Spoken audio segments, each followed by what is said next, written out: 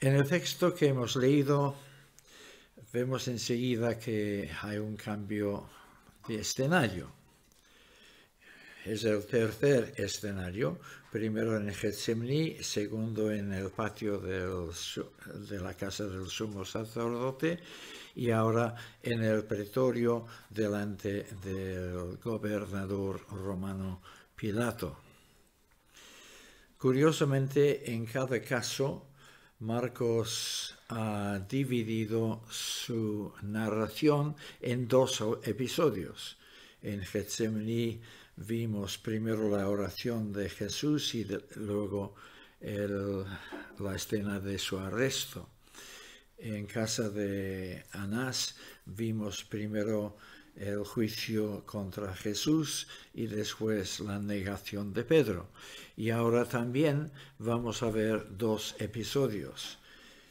La interrogación de Jesús por parte de Pilato y luego su discusión con los judíos en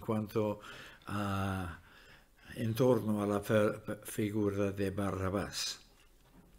Es curioso que en cada caso Marcos parece conceder tanta importancia, incluso más importancia, al segundo de estos episodios que a los primeros, cuando en realidad en cada caso es el primero, el que afecta a Jesús y su pasión, el que es de por sí más importante.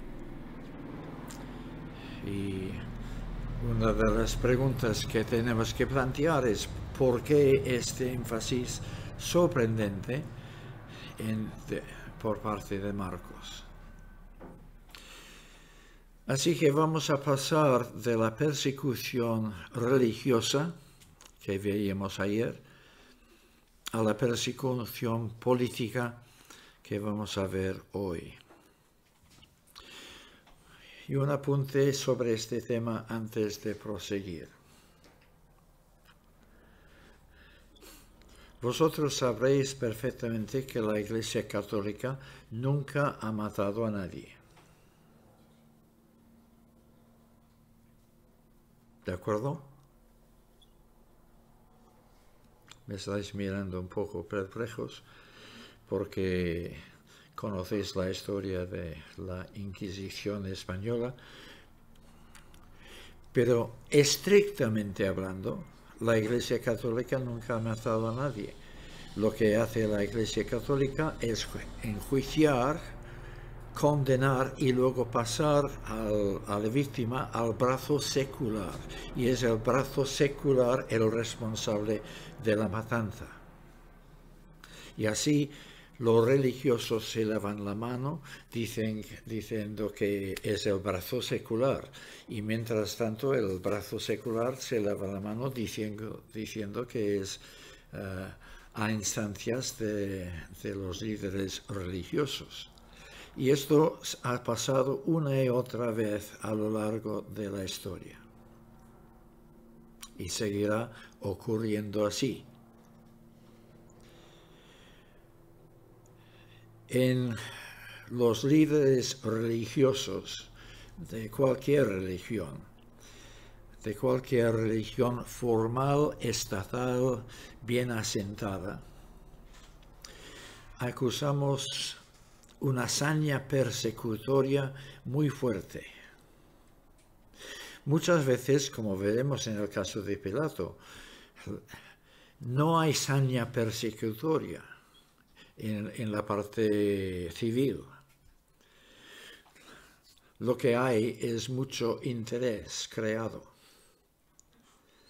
Vamos a ver que Pilato era un hombre que sabía perfectamente que Jesús era inocente, que en principio no quería condenarle, y sin embargo cedió ante la presión de los judíos por razones personales interesados. Para entender la situación de Pilato tenemos que comprender que él había ejercido como gobernador romano durante un tiempo y ya tenía problemas. porque ya había habido quejas acerca de su administración por parte de los judíos ante el emperador. Y el emperador ya había tenido que llamarle a la atención. Entonces él sabe que si él pone en libertad a alguien acusado de subversión política, subversión directamente contra el emperador, porque este hombre pretende ser rey de los judíos, y Roma no ha nombrado ningún rey para los judíos desde Herodes el Grande. Y por lo tanto, este es un hombre que está sublevándose contra la autoridad de Roma. Y si Pilato le pone en libertad, será la excusa ideal para los judíos para volver al ataque y volver a protestar ante el emperador que este hombre no es leal, está admitiendo subversión en un territorio ya de por sí turbulento de tu imperio. Así que vamos a ver en Pilato a un político zarandeado por intereses creados y personales. Gracias a Dios, nuestros políticos no son así.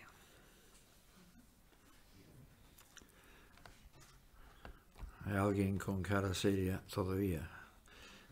Esto era sarcasmo británico, si alguien no lo ha pillado. Bien, vamos al texto.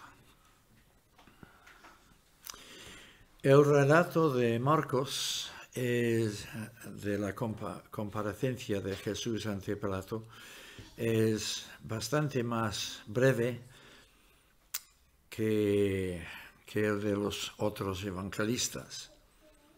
Mateo incluye el episodio de la esposa de Pilato, que viene diciendo: no tengas nada que ver con este hombre, porque he tenido una pesadilla a causa de él. Lucas incluye aquí el episodio del envío de Jesús a Herodes por parte de Pilato, y Juan, en su evangelio, nos cuenta una larga conversación sostenida por Pilato y Jesús en privado. Así que los otros evangelistas tienen mucha más información que la que vemos en Marcos. En Marcos, sencillamente, tenemos dos párrafos que siguen una evolución paralela.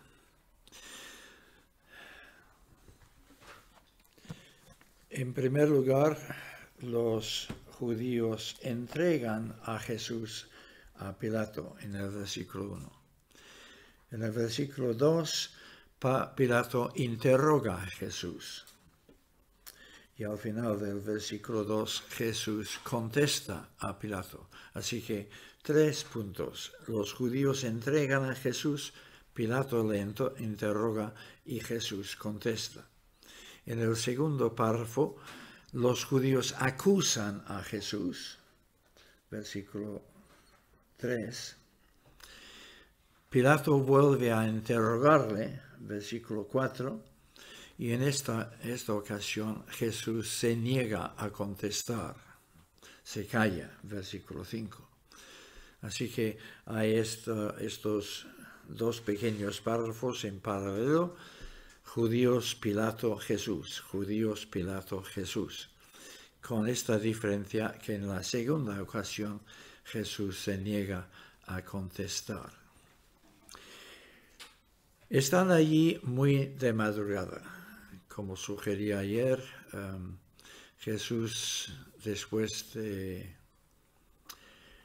del juicio ante el Sanedrín, seguramente fue confinado en un calabozo hasta el amanecer del día siguiente. Notemos que el texto dice: muy de mañana los principales sacerdotes, después de consultar con los ancianos. Y esta consulta presumiblemente es la segunda vista que expliqué ayer, que se habrá llevado a cabo en la sala de la piedra labrada bajo la presidencia del sumo sacerdote reconocido por Roma, Caifás, y habrá sido una vista solamente para dar la aprobación a lo que de hecho se había decidido en casa de Anás la noche anterior. Así que primero viene la consulta y luego ellos van y entregan a Jesús a Pilato. Lo entregan porque en aquel momento Roma había quitado al Sanedrín el derecho a determinar la pena capital o de llevar a cabo la pena capital. Solamente las autoridades romanas podían matar a un delincuente. Por lo tanto, es necesario que Jesús pase de las autoridades religiosas judías a las autoridades seculares romanos. Sí, los judíos quieren eliminarlo. Recordaréis que el Sanedrín lo ha condenado a muerte a causa de la blasfemia.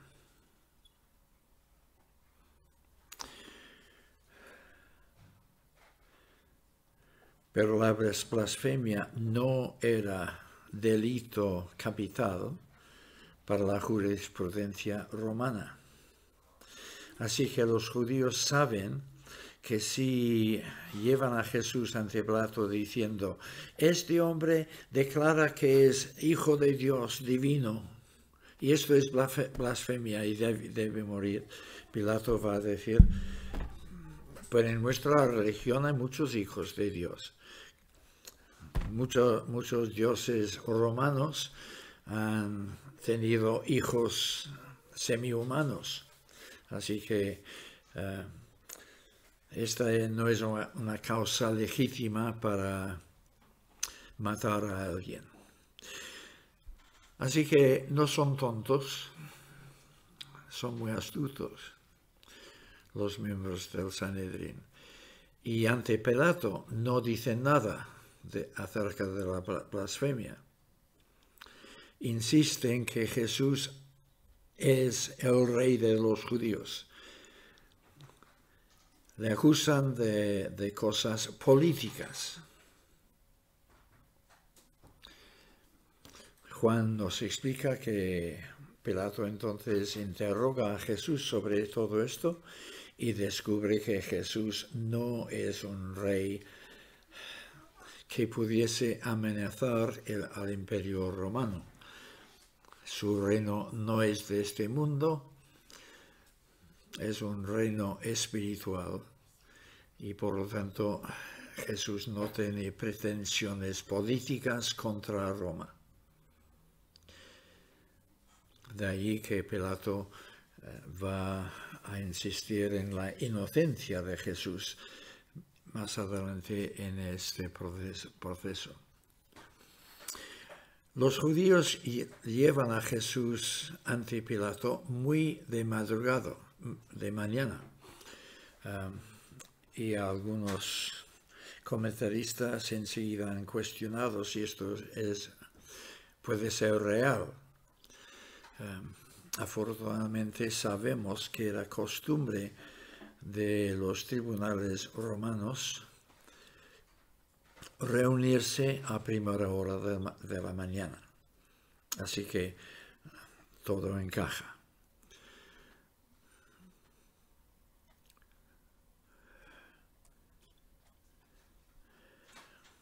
Así que le llevan ante Pilato Y obviamente por la contestación de Pilato en el versículo 2, le acusan de ser rey de los judíos.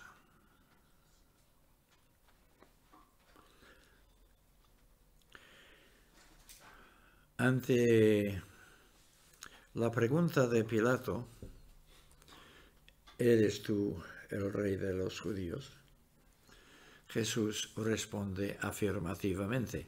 Ayer veíamos que delante del sumo sacerdote, Marcos tradujo la contestación, que en los demás evangelios aparece como tú lo dices, y pone yo, sí, yo soy. Pero ahora en esta segunda ocasión, cuando Pilato le hace la pregunta, él contesta, tú lo dices.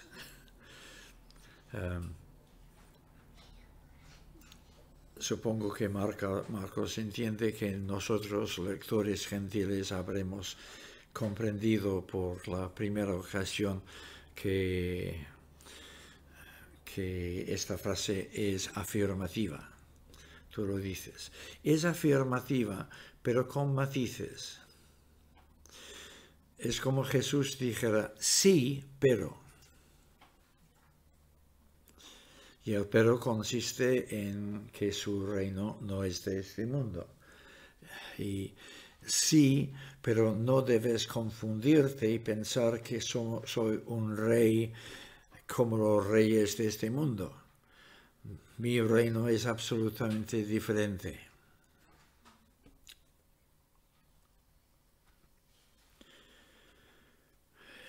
Vuelvo a decir que cuando se le hace una pregunta seria, como la del sumo sacerdote, ¿eres el Cristo, sí o no? O como el de Pilato, ¿eres el rey de los judíos? ¿Pretendes ser el rey de los judíos?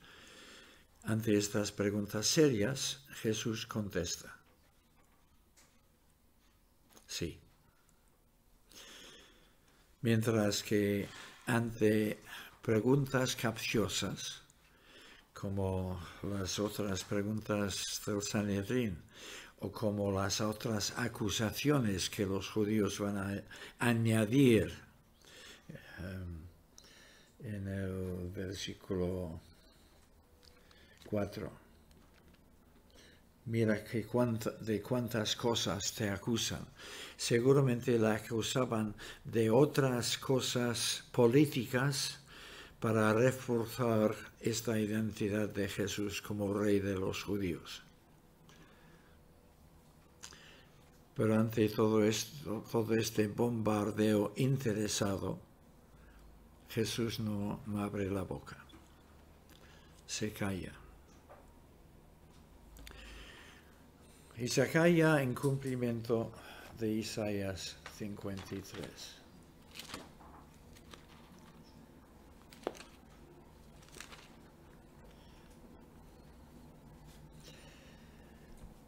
No abrió su boca. Como oveja fue llevado al matadero, como un corderito mudo delante del que lo trasquila, así no abre su boca. 53, versículo 7. Notemos que las acusaciones de los judíos a Pilato le parecen risibles.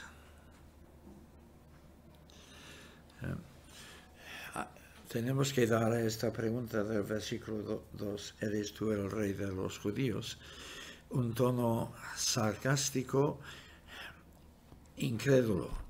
¿Eres tú el rey de los judíos? Porque Jesús ya ha sido maltratado en el Sanedrín. Es un hombre físicamente humillado,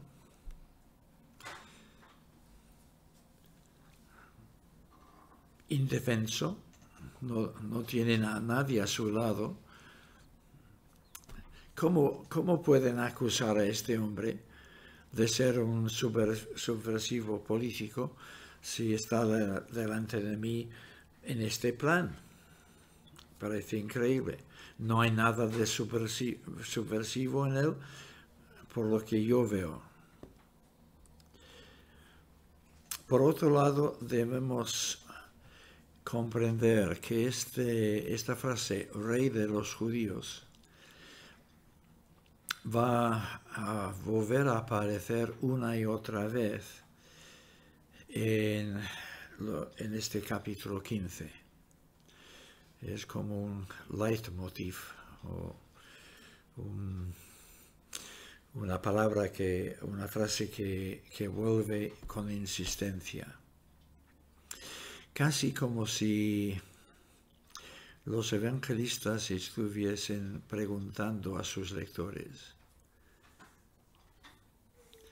este es el Rey de los Judíos.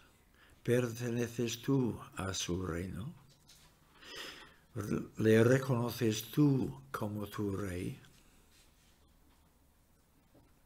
Y por supuesto va a culminar este recorrido en el versículo 26 con la inscripción colocada en la cruz: el Rey de los Judíos.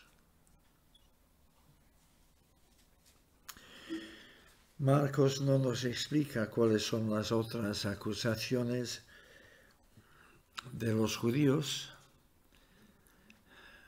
Lucas sí, un poco. Si queréis más información, se puede leer Lucas 23, versículo 2. Pero por supuesto, detrás de estas acusaciones de los judíos, no solamente hay una denuncia de la persona de Jesús, sino un chantaje implícito a Pilato.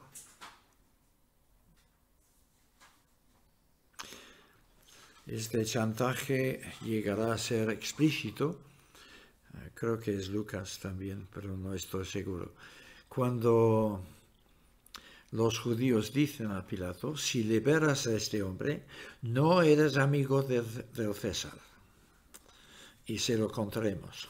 Bueno, esta última frase la he añadido yo, pero está implícito en la presión sociopolítica que quieren ejercer sobre Pilato.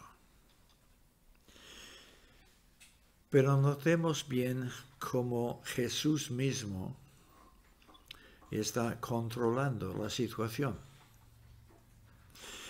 Por un lado parece ser una víctima impotente,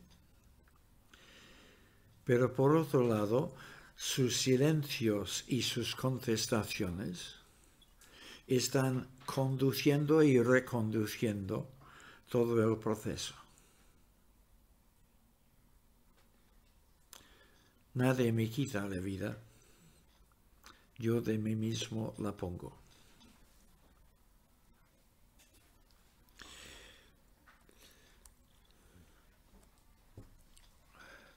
Puesto que Marcos está escribiendo para gentiles, sobre todo en Roma, es decir, lectores que desconocían las costumbres de los judíos, él dedica 2 versículos a explicar la costumbre esta de la liberación de prisioneros en la fiesta de la Pascua. Primero, en el versículo 6, explica la naturaleza de esta costumbre, y en el versículo 7 nos presenta a Barrabás, el candidato para esta amnistía según el criterio de los judíos.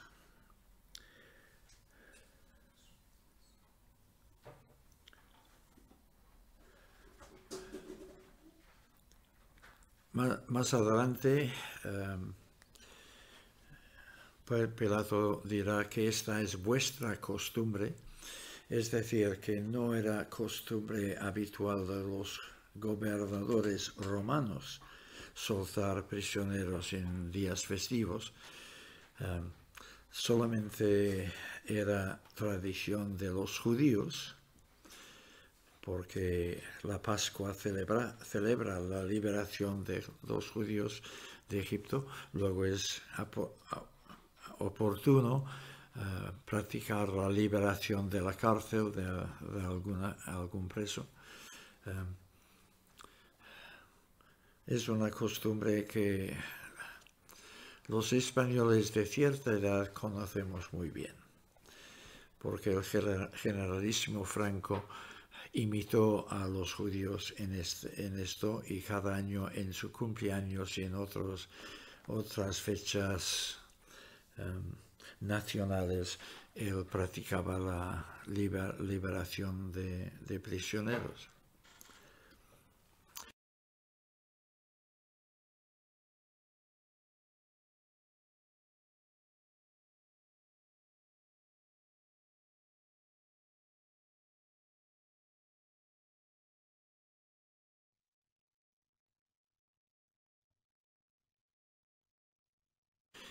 Bien, era una práctica de los reyes de los judíos antiguamente, y ahora seguramente los gobernadores romanos habían asumido esta práctica para congraciarse con los ciudadanos judíos. Y pasamos a ver a Barrabás.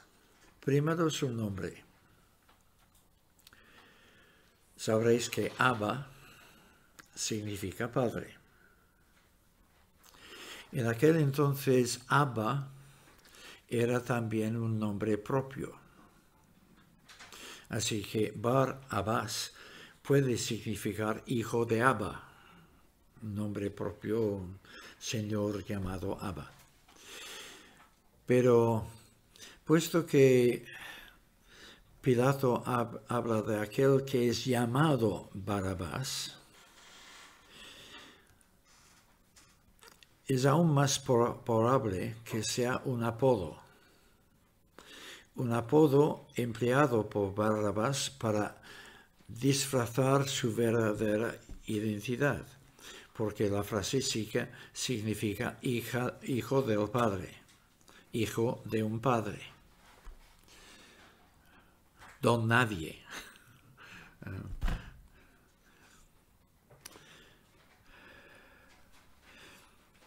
El nombre propio de Barrabás no lo sabemos con seguridad, pero en algunos manuscritos antiguos él aparece en este texto como Jesús Barrabás. Y es más probable que algún copista haya decidido omitir el nombre Jesús por considerar que dar a este hombre el nombre del Salvador no es apropiado. Más probable esto que lo contrario, que es que algún copista haya añadido el nombre Jesús, sacándolo de la manga. Entonces, es altamente posible que su nombre fuera Jesús. Jesús, hijo del Padre.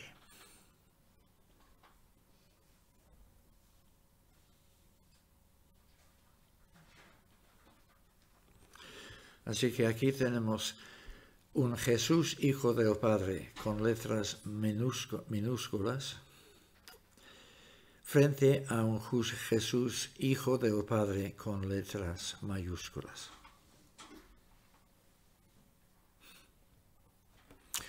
Este Barrabás había cometido, aparentemente, aunque no lo dice explícitamente,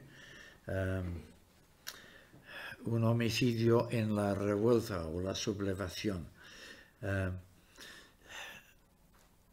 El texto dice más literalmente que estaba preso juntamente con los sediciosos quienes habían cometido un homicidio.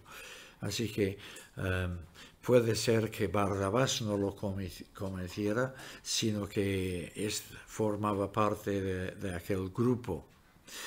Pero es obvio que cuando los otros evangelios hablan de él como un bandido, como un ladrón o como un asesino, no se trata de un delincuente común. Se trata más bien de alguien que forma parte del ETA de aquel entonces. Un grupo terrorista que está trabajando para subvertir el gobierno romano y liberar a los judíos de la esclavitud romana.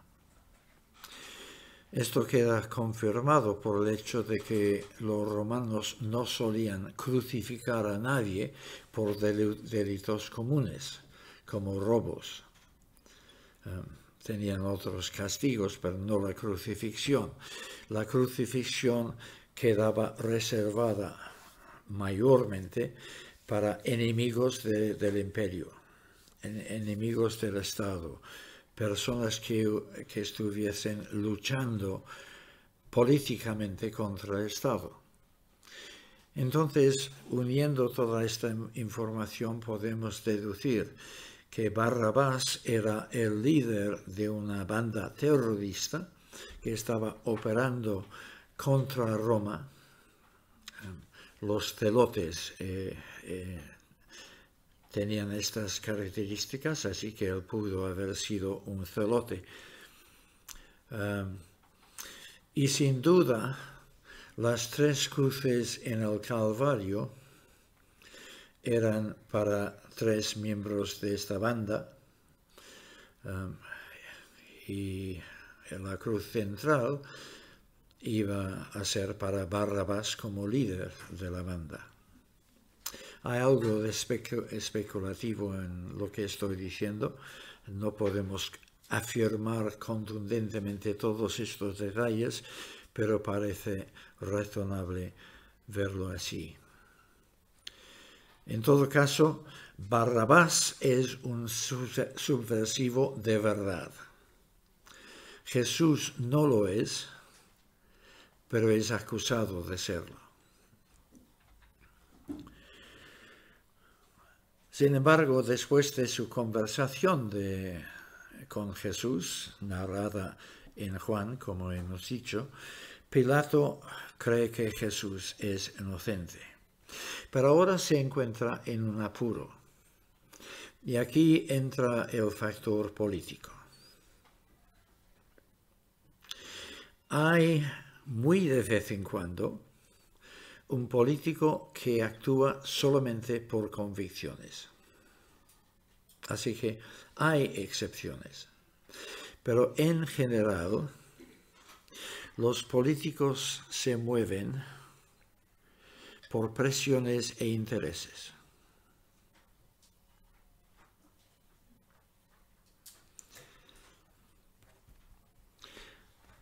Pilato está con un gran apuro. No quiere condenar a Jesús porque sabe que es inocente.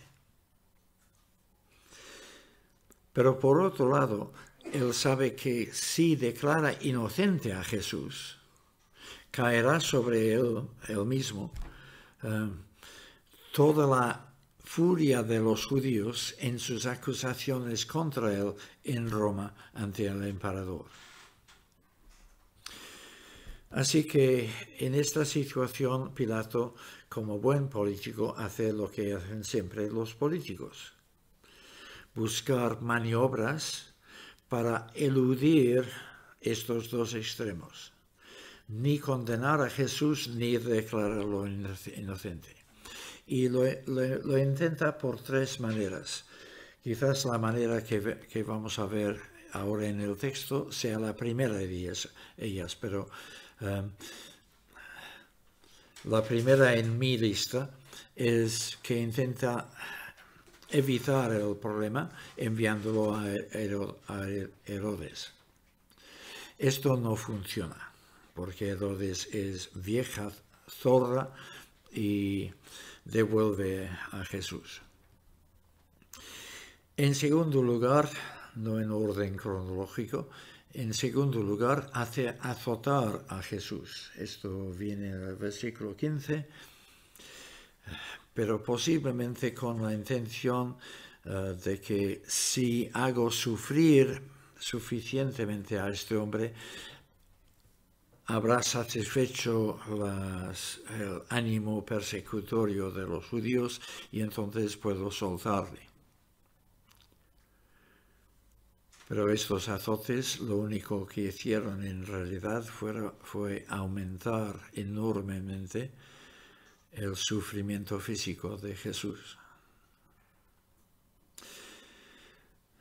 Y la tercera maniobra que él intenta es esta amnistía. Si ofrece soltar un prisionero, Jesús, es la solución airosa.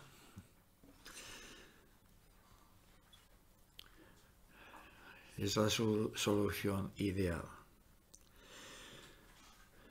Pero notemos que la sola oferta de amnistía para Jesús implica que Jesús es culpable.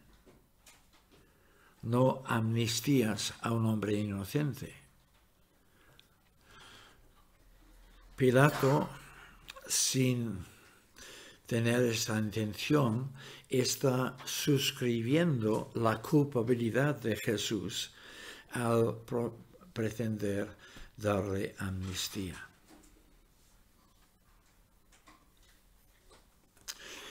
Por supuesto, Pilato propone esta maniobra dando casi por sentado que los judíos enseguida dirán: sí, por favor, que liberes a nuestro rey.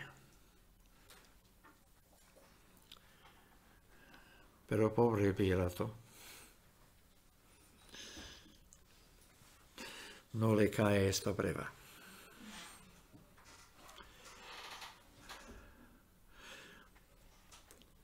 Pilato pone ante la multitud esta alternativa. Jesús llamado Hijo del Padre o Jesús llamado el Cristo. ¿Cuál de los dos queréis? Y la multitud, incitada por los miembros del Sanedrín, enseguida clama: queremos a Jesús llamado Hijo del Padre.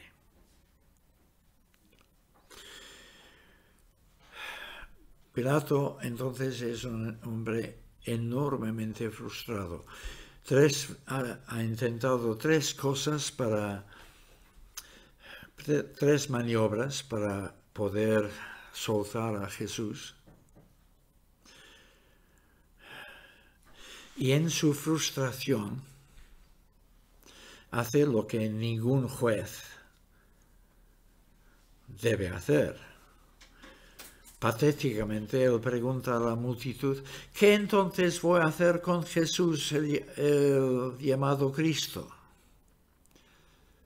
Desde cuando un juez serio solicita a una turba el veredicto.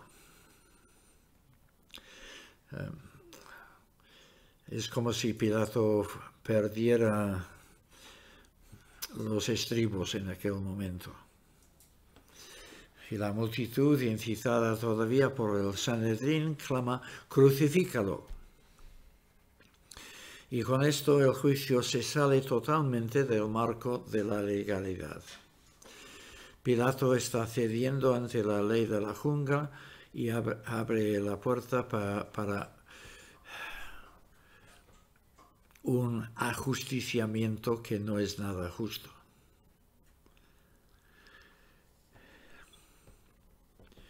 El pecado de Pilato arranca de su debilidad de carácter, que no está dispuesto a seguir la verdad, a seguir la justicia, hasta sus últimas consecuencias.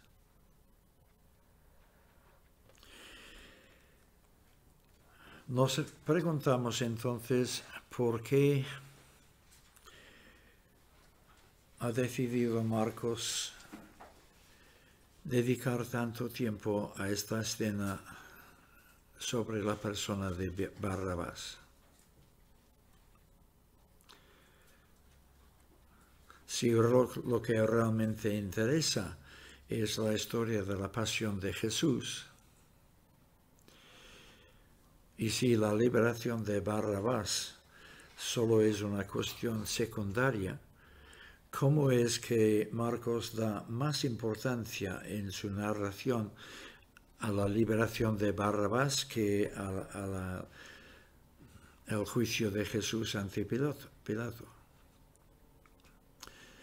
Creo que podemos señalar tres respuestas. En primer lugar, él está escribiendo en Roma para romanos y otros gentiles. Y quiere enfatizar que Pilato no quería condenar a Jesús, que el cristianismo no arranca de un tal Cristo condenado a muerte por subversión política por un gobernador romano, sino que el gobernador romano en cuestión quiso liberarle al saber que era inocente, pero cedió débilmente ante las presiones de los judíos. En segundo lugar, creo que Marcos nos da esta información a fin de enseñarnos hasta qué punto puede llegar el odio a la verdad y la distorsión de la justicia ante los tribunales de un imperio que se jactaba de la objetividad y justicia de su justicia. Sin embargo, aun los mejores sistemas de jurisprudencia pueden fallar notablemente a causa de la debilidad de los jueces.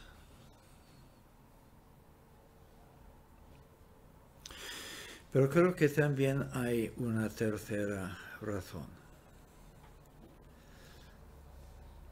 Jesús, Hijo del Padre. Vaya coincidencia, ¿no? Que aquí delante de Pilato hay dos hombres llamados Jesús, Hijo del Padre. Bueno, yo no sé si Pilato sabía que Jesús era Hijo del bendito, Hijo de Dios, Hijo del Padre. Los judíos sí.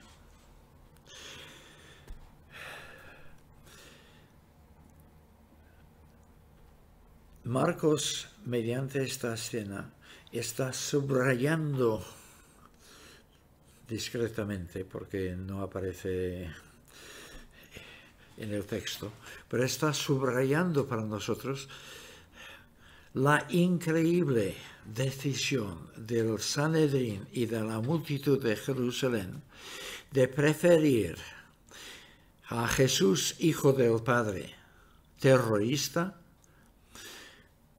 al Jesús, Hijo del Padre, glorioso, el Mesías. El contraste no puede ser más fuerte.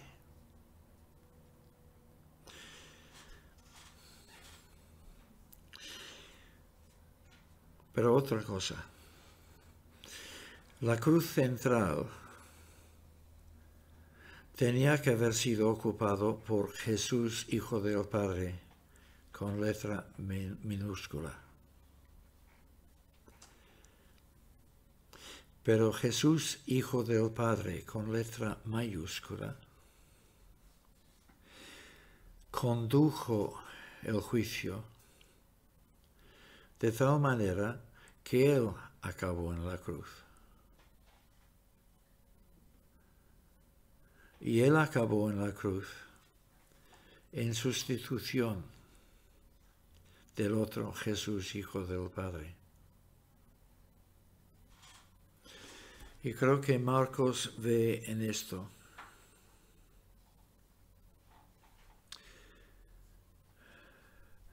un factor enormemente importante en nuestra comprensión de lo que está pasando.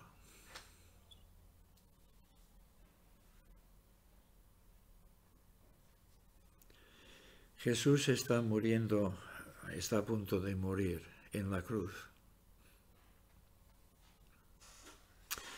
en rescate de muchos. Él mismo acaba de decirlo algunos capítulos atrás. Él está muriendo en la cruz en sustitución de pecadores. El ladrón bueno de la banda de Barrabás iba a comprenderlo.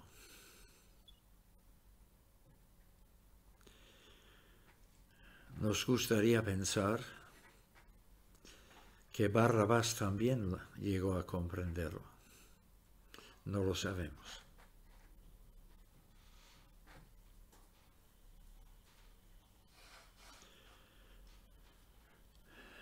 Pero nosotros somos Barrabás.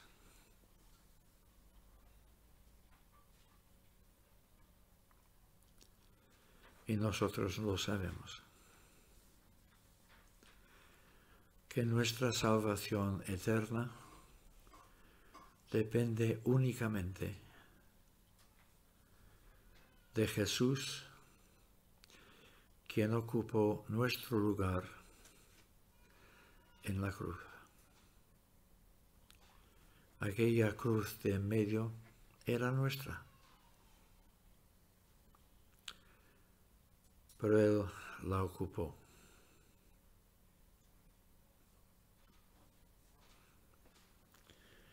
Aquí hay muchas lecciones, hermanos.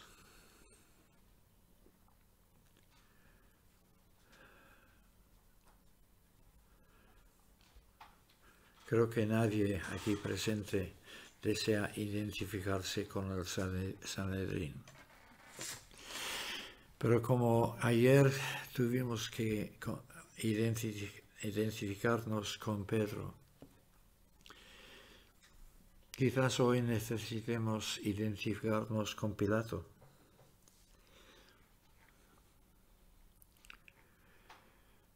Un hombre bien intencionado, un hombre que quiso mantener en un nivel alto de la justicia romana, pero que cedió ante presiones sociales, presiones políticas e intereses personales. No sé si lo sabéis, pero creo que es la iglesia etíope, es decir, la iglesia fundada por el eunuco del libro de Hechos y que ha existido desde entonces hasta la fecha. Esta iglesia tiene en su santoral a San Pilato. Es decir, los miembros de esta iglesia son de la opinión de que Pilato era tan bueno que